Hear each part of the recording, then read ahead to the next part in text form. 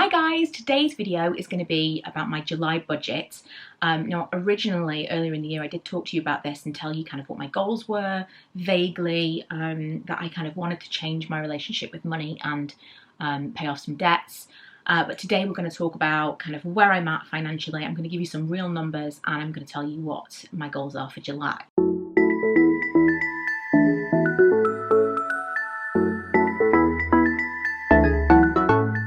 Number one, I'm going to share my largest accomplishment that happened this month.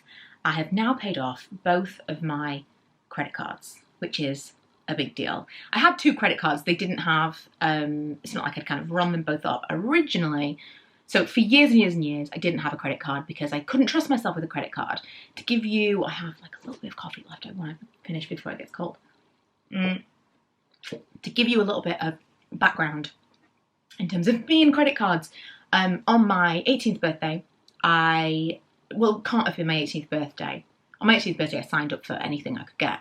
I remember being in House of Fraser and I checked out and she was like, do you want to sign up for a card? I was like, yes, I do. Any store card I could possibly get, any kind of credit, I was like, gimme, gimme, gimme. Shortly after my 18th birthday, I think it was like on payday, let's say, because I used to go out on payday, spend all my money, and come home because I lived with my parents at that point and could do those kinds of things. And I came home and there was a credit card waiting for me with a £500 limit from Halifax. And the baffling part of this, the thing that really is telling, is that I got a bus back to town to basically max out that credit card. That is how my relationship with debt began. It was free money that I didn't have to pay back. It was just like, why would I not accept money people are trying to give me? Why would I not? Now, it's important to also know that I did know the value of money because I didn't get like a regular allowance as a kid. I could earn money from my mum if I wanted it, but I didn't consider her to be the world's greatest paying employer. And I had a job in some sense from being like 14. I had like a paper round. And then I worked in a restaurant on a Friday and Saturday night. And then as soon as I possibly could, I got like a part-time job and then got a regular job. So I was always working. I always had kind of like cash that was mine. And no one was paying for anything for me. I didn't kind of come from a background of, here, have loads of money. It was very much, the money I had was money I earned. So it is kind of...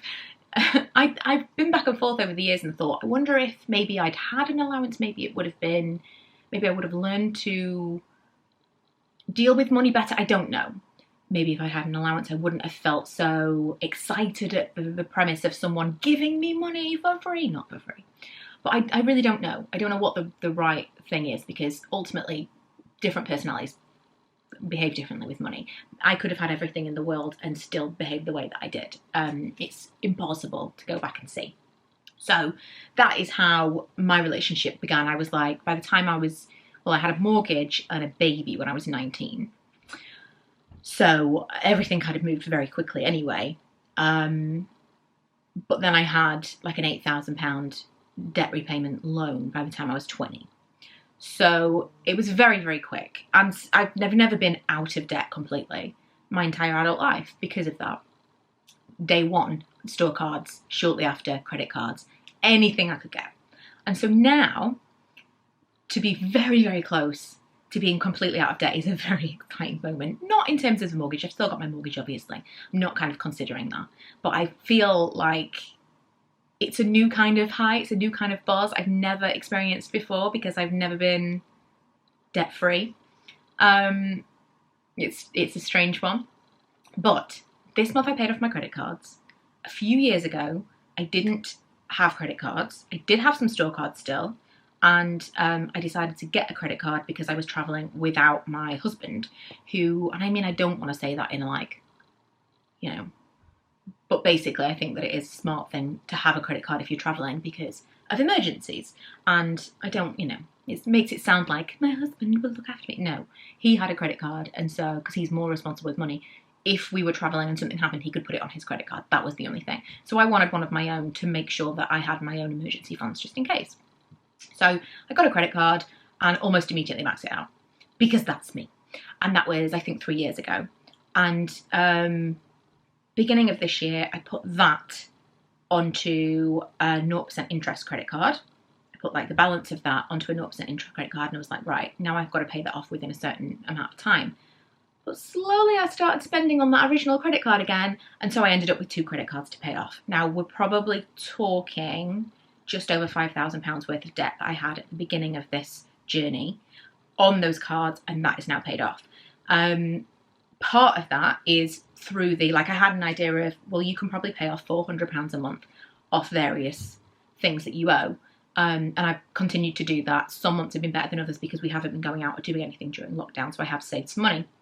But a big chunk of that was an ironic refund that I got from HMRC because I didn't earn as much last year. And so when you pay your own tax, when you're like a self-employed person, which I am, a part-time employed person and a part-time self-employed person, so I have to do my own taxes, you have to pay a year. You're kind of always paying for what you earned for the previous year, and you're also paying half of the next year's tax.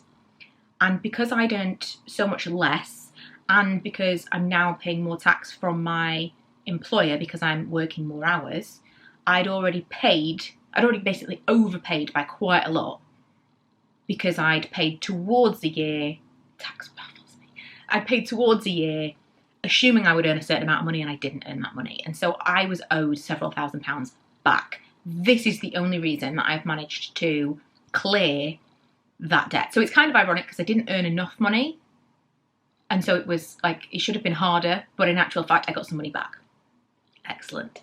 And with that, when that came in, and I also didn't have a tax bill in July because you pay twice a year. I didn't have the tax bill in July because I'd already overpaid.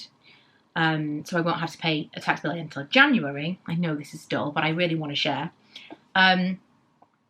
It put me in a way better position than I thought I was going to be in. And under normal circumstances that I've been like, this is awesome, like let's go and spend some money.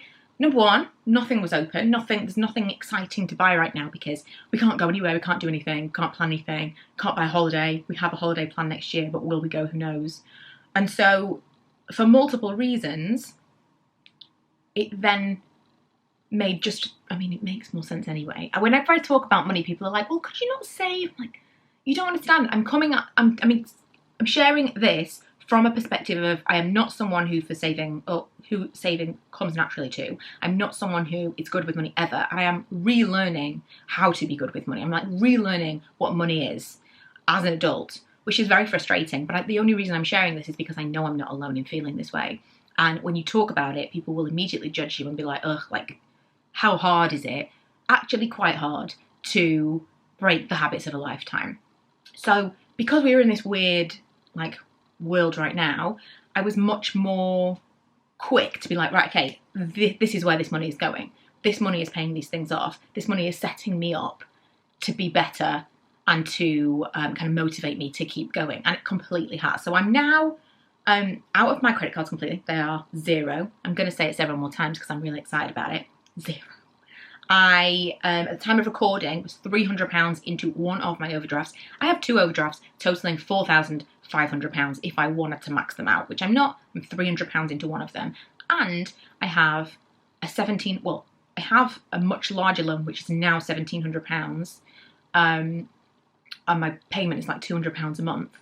This is it. So I have £1,700 that I owe on a loan, which will end next year by the time we move. And so because the interest rate is so low, I'm thinking I'm just kind of going to leave that to run. And I'm £300 into an overdraft. This is incredible. I'm going to have to write the actual numbers down when I share the whole thing. I'm going to kind of give you the whole rundown, but I was somewhere in the region of like, I want to say £8,000 or £9,000 in debt at the beginning of this, including absolutely everything. And some things, if you are used to being in debt, you don't even think of as debt, like overdrafts, a loan where you're making a payment. It's not even on your mind because that's being dealt with. The debts that are constantly, the interest is rising and you feel like you're not getting anywhere, like with credit cards and store cards and stuff like that. That's the stuff that you kind of have in your mind all the time. That's the like little peripheral, this needs to be dealt with, this is bothering me. those things have been dealt with completely. I'm a tiny amount into my overdraft, which is not actually receiving any kind of interest at all, so I'm kind of okay with that, but that's my next thing to get rid of. And I have this tiny loan. Now, I have also got a tiny savings pot where I sold a handbag. My plan was in August, I was going to buy a handbag. I was going to buy a handbag that I'd been planning on buying for years and years, and I thought, screw it. We're not going on holiday. I don't need my spending money this year. I'm not going to have a tax bill now. I'm already like way ahead in terms of savings. Screw it. I'm just going to buy the bag. I'm going to have the funds, and it's not going to take away from my like plan of paying everything off and having my portion of the house deposit. And I'm not going to do that now. I'm telling you this because once I've told you this and I've posted this, I really can't do it. I'm telling you this to hold myself accountable because as of right now, I'm like, I could. No, I'm not going to. I said this to Lee yesterday and he's like, well, you know, it's fine. Like, it's your money. You've already done the thing. And I'm like, no. I want to be in a better position. I want to have saved up my portion of the deposit, which I'm going to transfer to Lee, and then I don't ever have to think about it again. And I feel like I'm feeling very positive about it because I'm already, your whole feeling, your whole attitude changes once you've kind of got over that hump, once you're you've over the apex of the, oh, this is so difficult. I feel like now I'm like cycling downhill because I've got the really hard part over and it's much easier to save and much easier to pay things off when you can see the end. If you say, well, you know, if you pay off £100 a month, then in 5 years, that is soul destroying. Whereas if you can do it in a shorter space of time, or you can see how you can see this racking up, it's much more motivating.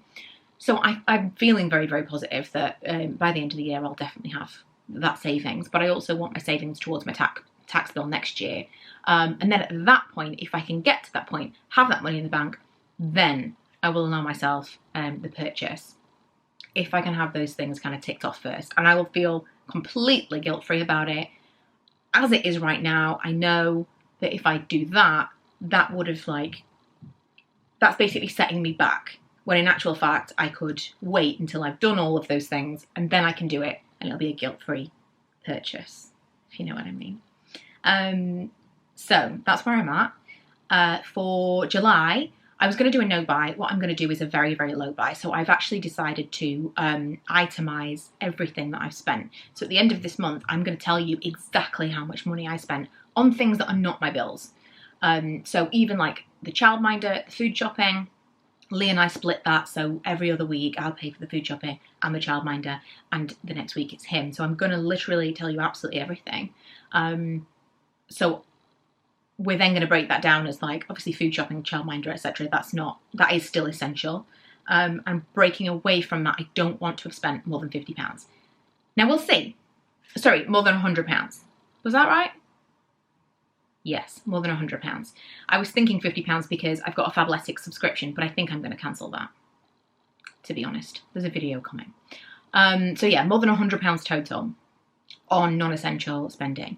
Now, £20 of that has already been accounted for because I had a very bad day this week and decided to get a takeaway for us all because I was like, I can't deal with this. This is the one thing, like, we're getting a takeaway. I'm not stepping foot in the kitchen. And I am including that. I'm also including Costa's, but Lee bought this, so this was free. And I'm hoping that sharing this will, number one, help you guys, because I know there's people like me who are finding these videos really useful just to keep them on track and just to remind them what is important to them right now. And I'm not here to be preachy because you spend your money however you want to spend it. I'm just telling you that this is something right now that I'm focusing on. In the future, like, I have no problem with like debts in general, if they are affordable and manageable for you. Right now, I want to be in a position where I'm debt-free to move. We've got cash so that when we move, number one, we can get a better rate on a mortgage because our deposit is larger. We can also move into something that potentially needs to be done up, and we've got the cash to do that. I've mentioned this before, and I've had a couple of people say, like not understand the situation that we're in. We want a lot more money than we need to move. Right now, we could move. We've got the money for a deposit. We've got equity in this house that would probably pay for the deposit on its own, but we want money because it gives us options. It gives us options if we find something that's absolutely amazing. It gives us options if we find something that is run down and needs renovation. That is the reason. It's not we need this money. It's this is the position we want to be in next year when we move. That's the situation. So yeah, I do have a mortgage right now. I am aware of affordability calculators and the fact that they look at your bank statements and all of that stuff, because someone had mentioned like they're going to look into like how you spend money. I know this is not my first rodeo, but I am very conscious that we want the options, and so we want the money in the bank. And worst case scenario, we don't need that money, then I can buy something expensive, or we can kit the house out with some really nice furniture. Yeah, I'm sharing this because I find it really motivating to hear people talk about money. I think when I'm having kind of a bit of a wobble and I want to buy something, I would rather watch a video like this than one about what someone's purchased and what someone is spending their money on, because that's like, oh, I want to buy things. And these videos are more motivating for me when it comes to like actually being more careful. So hopefully this can serve that purpose for you. And I'm going to continue to share kind of monthly updates, tell you where I'm at, what I'm feeling like, you know, what I'm learning. And hopefully by the end of it, I can tell you that my relationship with money has changed completely, and I don't immediately want to spend money when I'm having a down day. I don't immediately lean on that as like a comfort, because that would be the ideal. Fingers crossed, but it is a journey and we shall see. So yeah, we're on a very, very low buy. Gonna keep you posted, gonna keep you, I'm gonna do a full itemized thing at the end of this month, so hopefully that's interesting for all of us and it will keep me accountable. If you enjoy this kind of content, don't forget to subscribe, because I'm doing lots of budget stuff, not just budget beauty, but also about kind of like spending and things moving forward. And yeah, thanks for watching. I will see you guys in the next one. Bye.